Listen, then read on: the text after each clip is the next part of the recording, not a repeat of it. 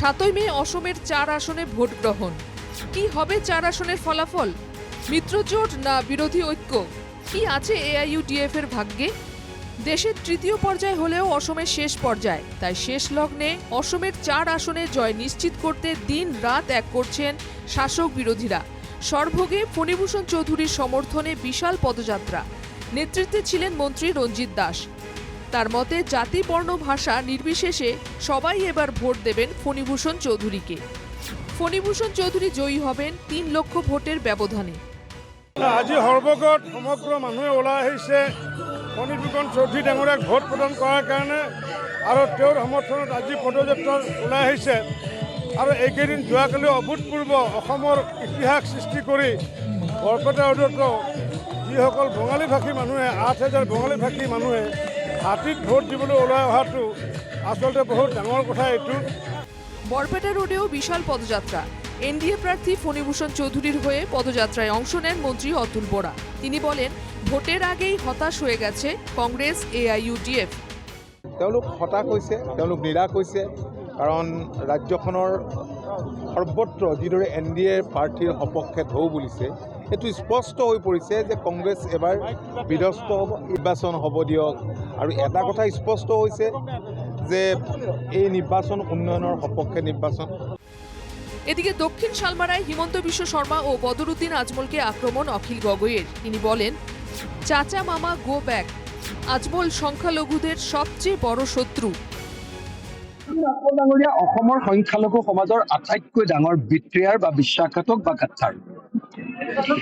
আজি সংখ্যালঘুসকলৰ মূল সমস্যা যেতিয়া হৈছে, যেনেকৈ ধৰক সংখ্যালঘুসকলৰ ঘৰবিলাক যেতিয়া ভাঙি দিছে, বদৰুদ্দিন আজমল ডাঙৰীয়া তেতিয়া ক'ত গৈছিলে? যি সময়ত আমাৰ বিৰোধী ঐক্য মঞ্চৰ তৰফৰ পৰা কংগ্ৰেছ দলে যেতিয়া বিধানসভাত উচ্ছেদৰ বিৰুদ্ধে প্ৰতিবাদ সাব্যস্ত কৰিছিলে, তেতিয়া বদৰুদ্দিন আজমলৰ পাৰ্টি ক'ত গৈছিলে? একই সময়ে দক্ষিণ শালমারায় সভা করেন বদরুদ্দিন আজমল। ফকিরগঞ্জে হেলিকপ্টার নিয়ে প্রচার আজমলের। রকিবুল হোসেনকে নিশানা করে তিনি বলেন, এবার কংগ্রেসের বাক্স খালি হয়ে যাবে। ধুবড়ির মানুষ AIUDF এর সঙ্গে রয়েছেন বলে দাবি করেন আজমল। শালমারা আজি 20 বছর আগে যেনেকৈ আছিল ফকিরগঞ্জের মানুষ 100% আমার লগত আছে, UDF এর লগত আছে, তার আছে। বিলাসীপাড়াতেও হেলিকপ্টার নিয়ে প্রচার আজমলের। রানীগঞ্জে মৌলানা বদরুদ্দিন আজমলের বিশাল সভা। ওই সভাতেও রকিবুলের কঠোর সমালোচনা আজমলের। সভার শেষে আজমলের মন্তব্য, AIUDF এর সভা দেখে অজ্ঞান হয়ে যাবেন রকিবুল। ভাল পাইছো, আলহামদুলিল্লাহ, ইমান ভাল পাইছো।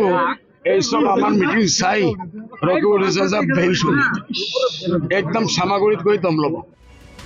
এদিকে গোয়ালপাড়ার জলেশ্বরের গৌরনগরে কংগ্রেস প্রার্থী রকিবুল হোসেনের নির্বাচনী প্রচার।